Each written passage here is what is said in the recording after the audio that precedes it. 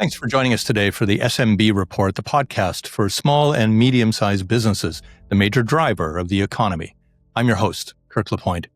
Starting and operating a restaurant is certainly not for the faint of heart. A majority of them fail eventually for a variety of reasons. Some of them self-induced, some of them imposed by difficult conditions.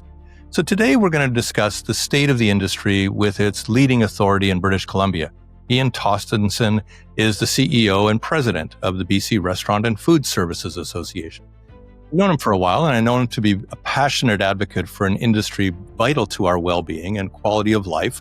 He was particularly instrumental in the pandemic for ensuring there were more surviving businesses and weren't more failures.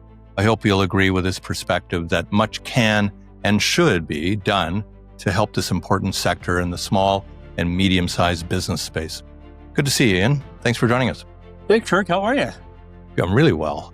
Good. I want to hear how well things are going, though, in the association, in the sector itself. Tell me a little bit about the state of play at the moment. Well, in context, we are an $18 billion industry with 15,000 restaurants and almost 200,000 employees. So we're the fourth or fifth largest private sector employer in British Columbia. So it's very significant. And of course, we reach into not just restaurants, but all the supply areas, the producers of local food, wine and beer, local food. So we play a more of a significant role. The impact of this industry in the economy is just not the restauranting neighborhood, which is critically important because that's the heart and soul of neighborhoods. But it is a major employer and a major driver of the economy. We have never, since the pandemic, we've never really recovered. We've just gone through so many different issues, starting at inflation, and then there was high interest rates, and all that affected consumer demand, and we're still muddling through that 4 years later. So is there a way of generalizing what the mood's like? Yeah, I think the mood is, it depends. We just came through a liquor strike, so it was very pessimistic 2 months ago. And it's quite optimistic right now for a couple of reasons. Is that we're back, we're being stable, or going into our busiest time of the year. And there's some things for us to look forward to that drive business. So we go into a sleep mode, January and February, but we'll wake up and the industry will be getting ready and taking advantage of World Cup, which is something to look forward to. All those things, they make incremental differences to our businesses. We have significant issues. And I'd argue sometimes, Kirk, more than a lot of sectors, just because of the regulation that we face. But then, I think if you meet a restaurant person, they're pretty good at navigating those things and they're very entrepreneurial. And we tend to get through these things eventually.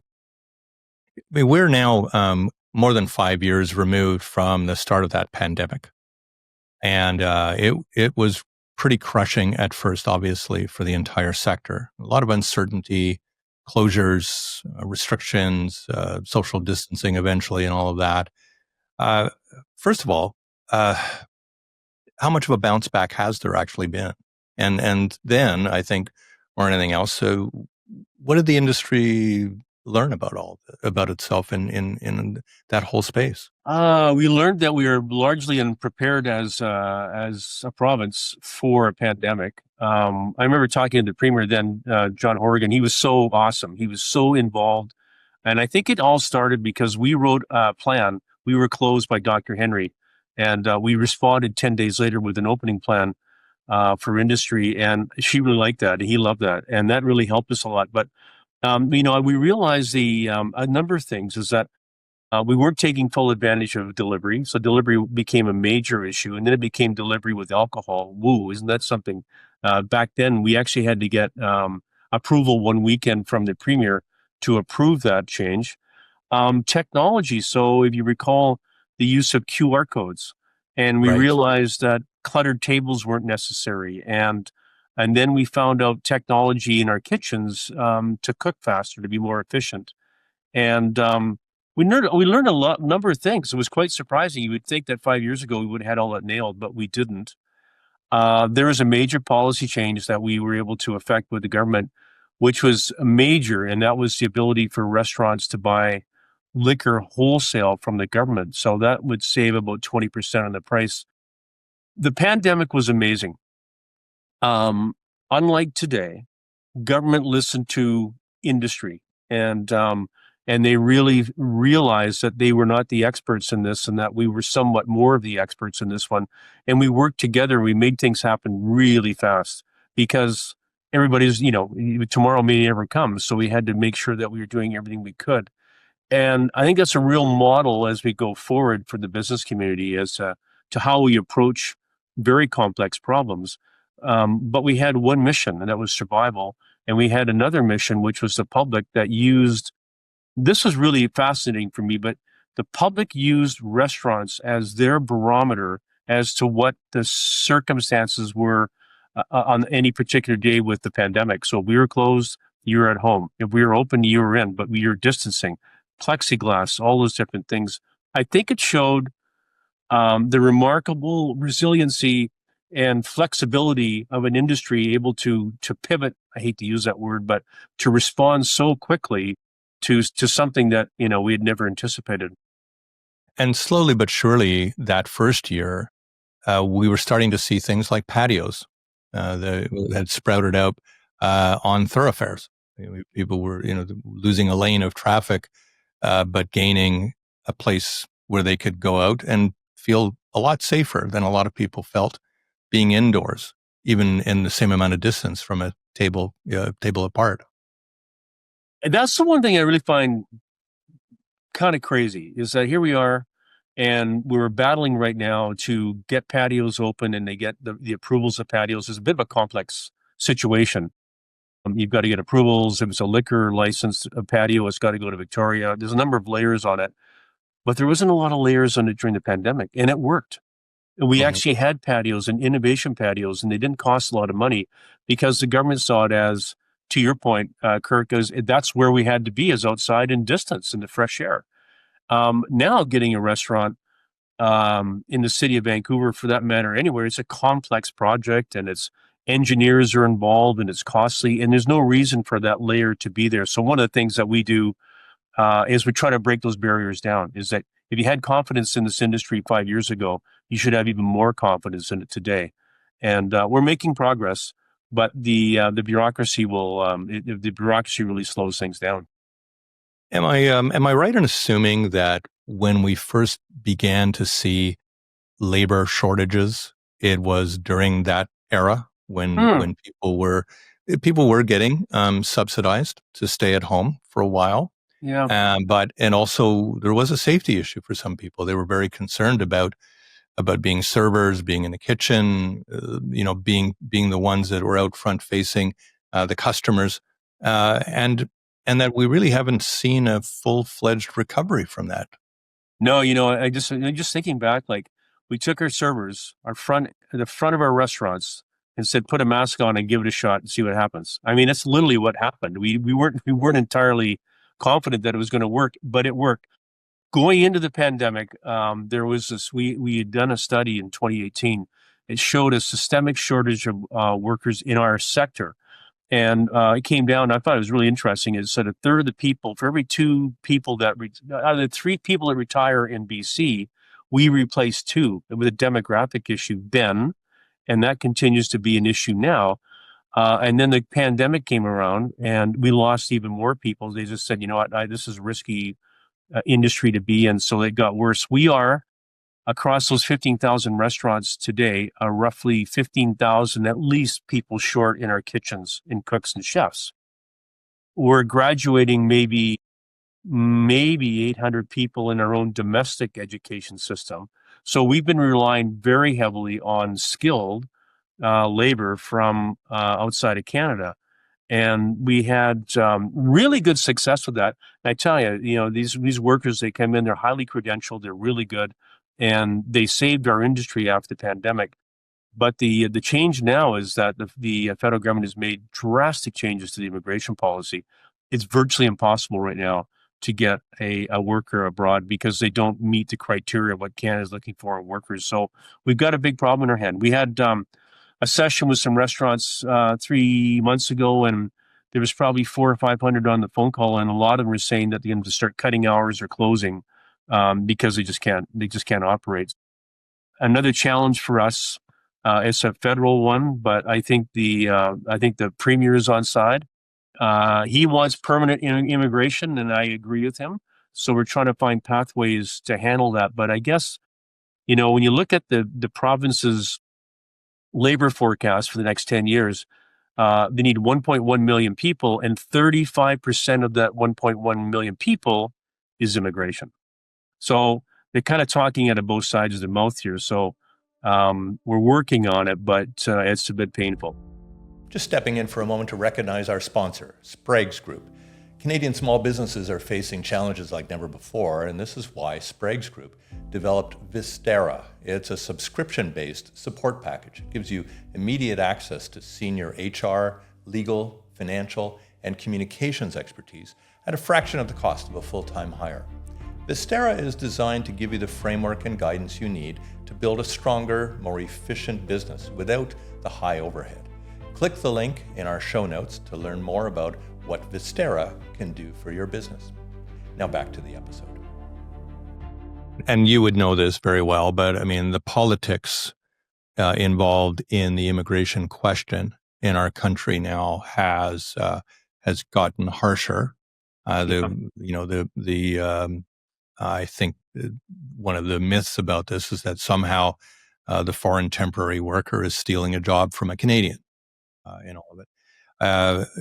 Do you think the pendulum will swing back eventually, where it'll just make more practical sense? If I can help, because you know what? If we had the CEO of Fish Lovers Fish and Chips on here, he'd tell you that across all of his restaurants in British Columbia, and he's a great operator, he can't find Canadians to fill jobs. And I hate to say that, I hate to call ourselves out here, but they come with a lot of conditions like, well, I got a hockey camp on Wednesday night, and I got to study on Friday, and I can't make a meeting on Saturday. There's an issue there, and I think that is an opportunity for us to talk about the wonderful training that person get in hospitality and restaurants. The pendulum has to swing back. We brought in probably 5,000 workers since before the pandemic. These are hardworking, productive workers that are so honored to be in British Columbia, to be in Canada. Unfortunately, now they're being sent home because they can't get their papers to stay. But it's unfortunate because there's a misperception. I had this story was public. I had a person tell me that I'm tired of looking at young immigrants serving my Tim Hortons coffee at a drive-thru. They should get the hell out of here, was what he exactly said to me. And I said, you should get the hell out of here, because that girl, is a Canadian citizen that's working so hard to probably pay for her education. So we need to correct that. And it's too easy to call out immigration as the problems of all of the things around us. Immigration, the way we see it, has been a real addition to the culture and the growth of our economy. Let's look a little bit at how the industries have adapted through that period of the pandemic, and what is stuck with them now. Before the pandemic, 12% of our sales in industry were food that we were delivering, takeout food or delivery. It's 35% of the industry right now. And it hasn't changed. It went to 35% and it stayed there. So we've locked in a behavioral change on consumers' part. You can hang out, watch Netflix, and order from Cactus Club and get a bottle of wine, and you're all set to go. We found that I think it changed the behavior of people feeling that they don't necessarily have to go out. So that's hurt our traffic a little bit in certain parts and certain restaurants. If we don't give the consumer a compelling reason to go out, i.e., a hockey game, a football game, or something going on downtown, they'll tend to stay home. And a lot is still being affected by office workers haven't really returned entirely to the way it was before the pandemic. But we've learned to connect with them a lot better through technology, through apps and dining apps. And I think we're just better at knowing who our customer is and understanding the ways and demands in our business.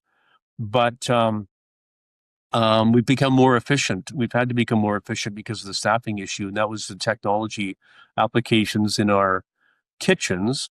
And certainly, we've trained people to realize that patios make a difference and patios are important, and it doesn't always have to be on a sunny day. So all those it was more behavioral changes that we responded to, but we're seeing a little bit of advent of robots, but you're seeing that more in the sort of specialty style ethnic restaurants like sushi, where it's very functional thing. They're not going to take over the service side of our business, but you're seeing it in quick service. You notice you've been through quick service. There's a lot of changes going on the ordering when you're in line, how your order is being served. You can order ahead. So the mobility and the technology has really, had quite a profound impact. And a lot of restaurant founders and a lot of food service providers, of course, have to deal with their books all the time. A lot of itemizing of supplies and all of that. Are we starting to see the arrival of AI in this? I certainly have, and I think restaurants are. It's actually an opportunity. We haven't really talked too much about it with industry, but I think more and more you're hearing people right now saying, "Well, my supply chain, if I use AI, that kind of sorts it out. If I use AI in terms of my scheduling, that kind of sorts it out." There's insights from AI that they've never had before, and which is incredibly quick. So it's one of the things I think that we'll be looking forward to industry to sort of how to adapt it. I think they're a little bit scared. I mean, it's still a meat and potatoes industry where you have a customer, you have a server, you have a cook, and you want to put on the whole show and present it. And I think a lot of people think AI takes away from that. AI is going to be a great game changer for us in the back of the house to help us be more efficient. I mean, ultimately, AI can't truly replace a human being. The other thing No. it can't replace is a season. It can't displace a season. Tell me a little bit about what happens in this industry around seasonality when it comes to winter. October and November are dull. And actually the strike that we had, it was a little bit convenient in the sense that it wasn't a high demand time for us. The big issue that we had is going into the holiday season and not having inventory. I got to tell you a little story about that. We did something that was quite different. We worked with the BCGU behind the scenes with the management of the liquor distribution branch, and we could figure out what the order pattern was going to be on that first day they came back to work. And we said, we need to create a miraculous plan to resupply this market. Is everybody up for this? And I got to tell you, I've never seen the work of a union and a government agency with industry that basically resupplied a market that was down for 7 weeks in maybe less than 2 weeks. Last time, it took them 3 months. So it works. Well, I saw projections that had the strike lasted another 2 or 3 weeks, it wouldn't have recovered even in time for the World Cup next June. That's right. And that's very true. So, but seasonality is a big one. So, December is incredible. January is dead. That's why you see a lot of dining events like Dine Out Vancouver to prompt that demand. And then February and March, it starts to ramp up. You've got, Valentine's Day, you've got Mother's Day, which is a big one. And then we go for, June, July, August, September. So about 4 months of full on tourists, people, and that's where we make all of our money. I mean, that's our little nest egg to get us through for the rest of the year. So it's very seasonal, and but December and the summertime are our most important parts. You see in the retail sector in our economy that some operators will hold on past the Christmas period, and then January they'll fold it up.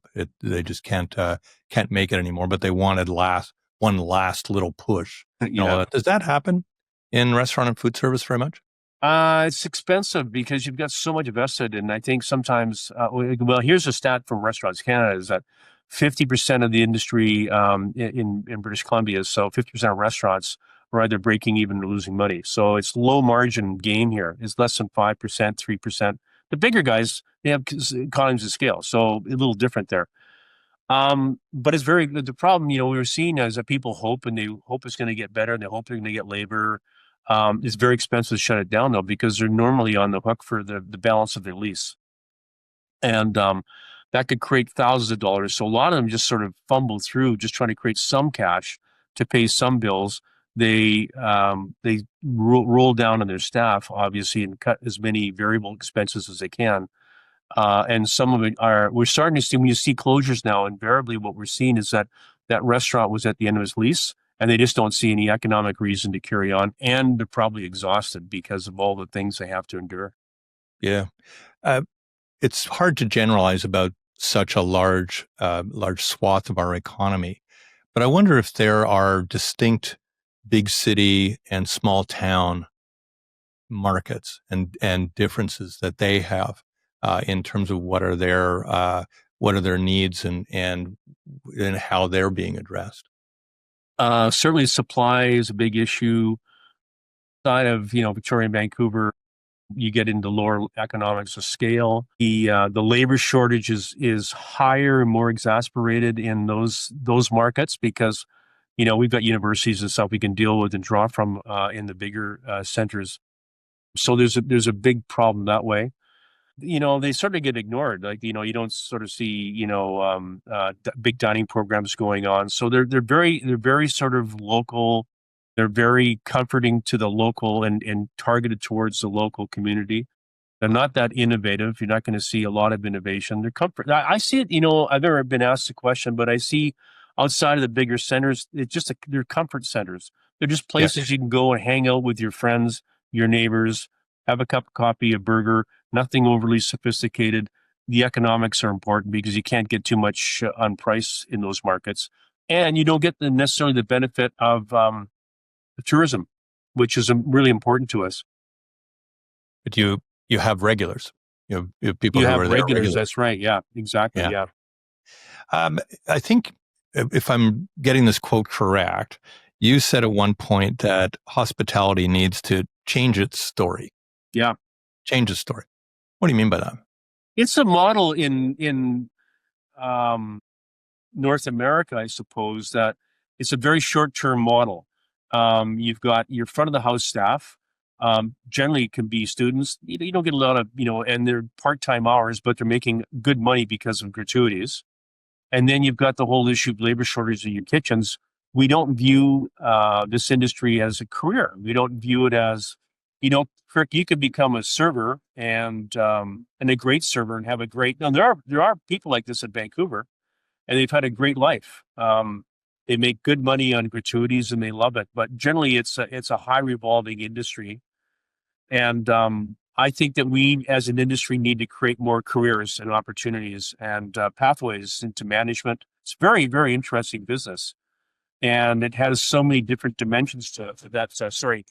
That I think people would benefit. But we haven't done a great job at marketing. They just see it as, I'm going to go work in a restaurant, earn some temporary money so I get through university, then I'll go do something else. Yeah. What do we have to do to deal with that, to make that what is often an entry level role a career role?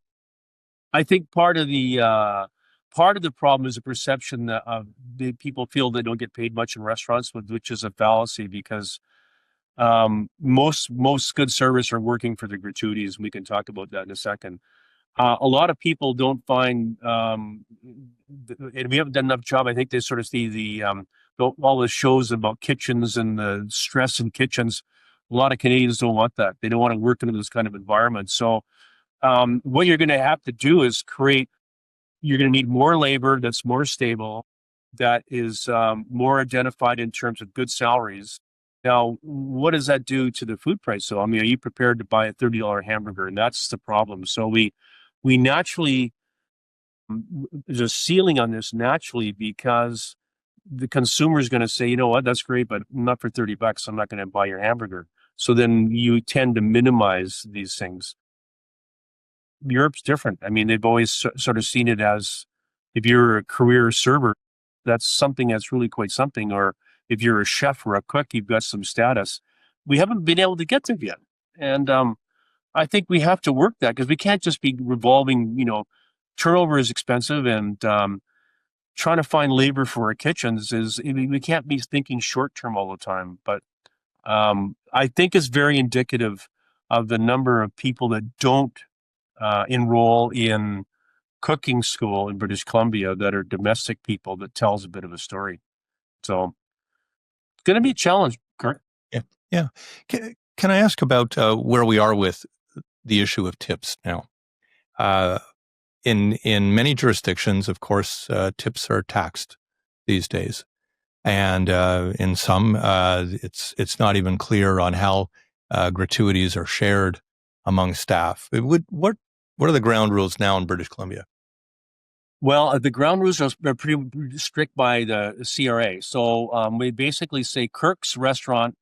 So I go to your restaurant and I pay, and I put a gratuity into the point of sale system. It goes into your bank account. The rule is that you pay it back to the staff virtually like when you get it.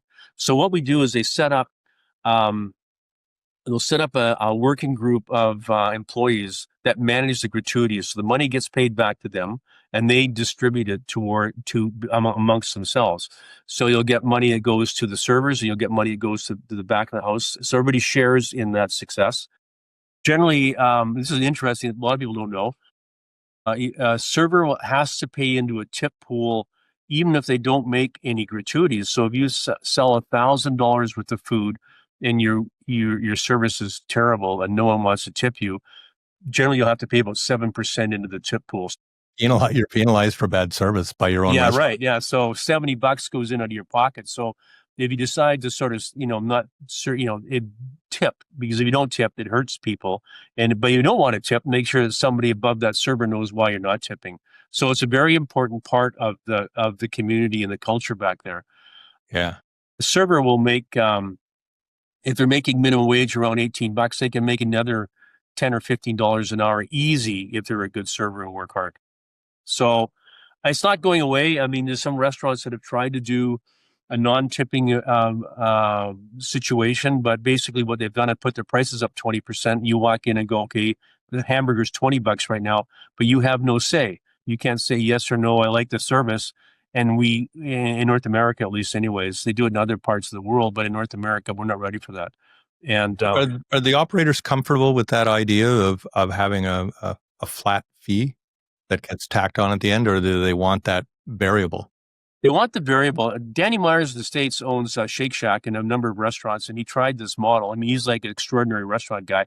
And he said, the restaurants in New York is going to be a flat price, no tipping and stuff. And what happened were the servers said, thank you very much, but I'm going to go work down the street because I can have variable income working for tips in these restaurants, whereas in this restaurant, my income is capped. It hasn't worked. I mean, there's a few places around BC that are doing it, but there's a few places that tried to do it and they weren't very successful. Yeah. In terms of good government incentives, uh, what works and what would work, do you think? You know what works, and most of my life has been around government. When I was in the wine industry, it was government, and now it's government. What works is what the model that we talked about earlier, where there's collaboration between government and industry, and that the government respects the expertise of people running business. And so that works. What doesn't work is when we just all of a sudden realize that someone in an office decides this would be a great environmental policy, or we're going to do this on sick days, or those sorts of things. So collaboration is key. And I actually was able to convince then John Horgan, in our case, to put a minister in charge of restaurants. And he said, I can't give you a minister, but I'll give you a minister, and that's part of the responsibility. So we have a pathway to the provincial government through one minister, Minister Lana Popham. And she troubleshoots all the issues we have. We have troubles with labor and finance and health, and it goes on, but we have a single focus. And that has really helped us. I think the other issue, and I take the responsibility, is it's up to us to spend time with government, to let them understand how these industries work, why they work, and what's good for them, and what you and I can do together to make it work. But if we're on the opposite sides of the table and we're just waiting for government to bring in programs, they generally, in most cases, cost us money, cost us time and red tape, and don't work very well. An example of this is WorkSafe have got a terrible representation, just in terms of how they handle stuff. Is very top down, heavy, bureaucratic, red tape, costly. And they want to make some changes. And I met with them this morning. I said, we'll help you make the changes, but you got to change your model. You got to become more customer centric. You have to be more respectful of Kirk's restaurant. You can't just walk into Kirk's restaurant and ask them to start producing all these safety committee documents and anti-bullying documents when he's trying to run a business. You have to be sensitive to that and help him and collaborate with him. So we're making changes that way. And I think that's the future, is collaboration. During the strike, as I said, I talked to Paul Finch at the BCGEU head, which has never been done. I said, we got to work together here. I mean, I respect the fact that you're trying to get money, but we have an industry to run. So how do we do this? And he said to me something that was remarkable. He said, I guarantee you, if we get an agreement, we'll go back to work and we won't wait for ratification. And they held their word to that. That's the kind of stuff that we need. We got to be at one table, not on opposite sides of tables. Yeah, because I'm sure you would agree that we want to make sure that our food is safe, it's healthy, that we're not dealing with any issues involving that, and that for people who are working there, that they're treated properly, that there are all sorts of accountability and all that. Nobody seems to quarrel with that in the least. It's the layering on that you see in a lot of businesses where they do complain about essentially people in Victoria spending a lot of time in meetings trying to think about how they're going to add another layer of oversight and accountability to it that works entirely against the whole premise of a small and medium-sized business. It is really something, and I encourage government when they get into situations. They do WorkSafe today. We had a major impasse. It's me against them, me against the 600 million, whatever they are. But I said, how about we bring in 10 thought leaders in our industry, and we'll sit at the table with you and them, and listen to them, and they'll solve the problem. If you give them the problem, they'll solve it. If they say, look, by regulation, we have to do this, they'll tell you how to do it in the best interest of you and them. But for you to sit here and just do it out of your office, it'll never work. And that's the future that I believe is going to really be collaborative. We're doing it with the city of Vancouver. The mayor has been quite open with the business groups and accepting our input. He's put a business and economy office in place. It's not perfect by any means, but we're trying to break down the walls of an application for a patio going to an engineering, and it goes to licensing, then it goes to finance, and it gets stamped all over the place. It goes to fire department, and it takes 3 or 4 months to get a patio approval. Like, why? How costly is this to the taxpayer? Yeah, exactly. Yeah. I want to finish our conversation, Ian, with some short tips that you would have, and so I'm going to pick your brain on this one. Give me a tech tool that you think the industry ought to employ. I think the one that makes money is any one of the food apps.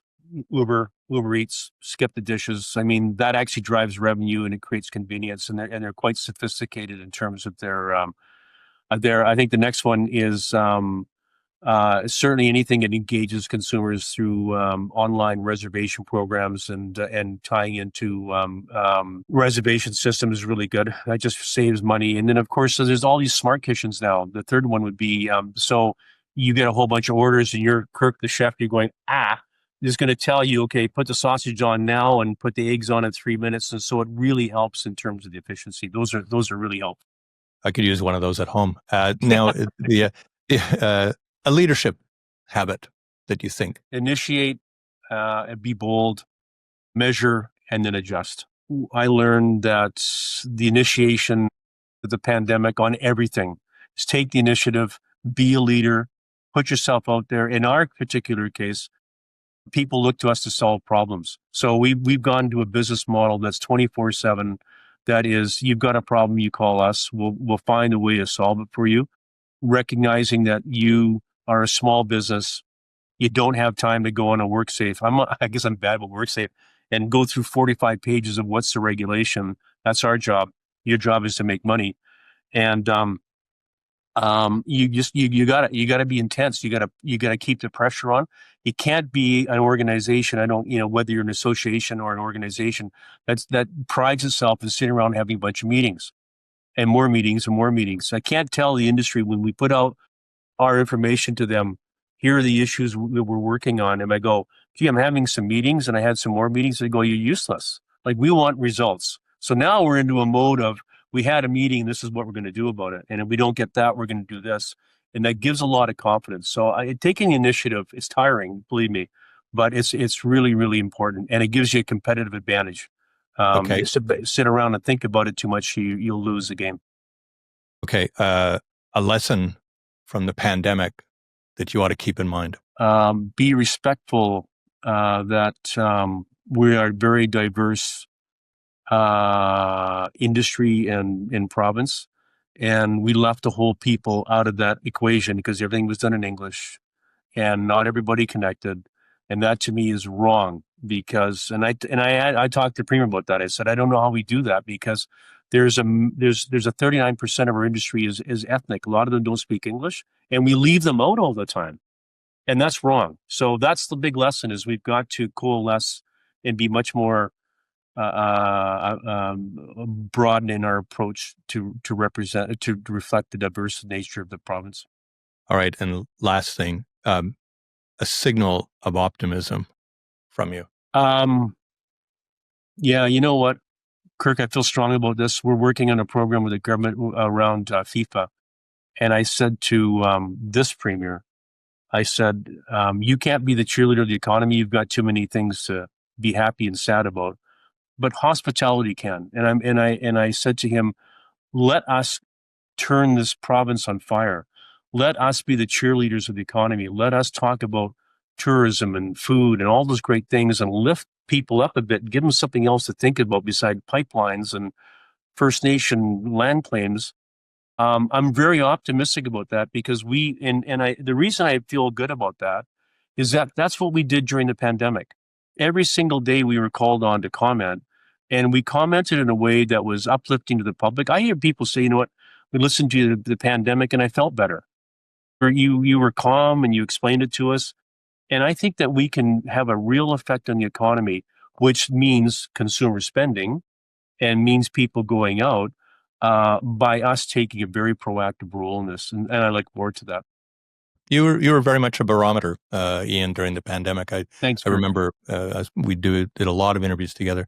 I agree about the World Cup. I'd like to see the Vancouver Canucks actually stimulate things a lot sooner than next June. I think they're trying. Yeah, exactly. I'm not sure that's going to happen.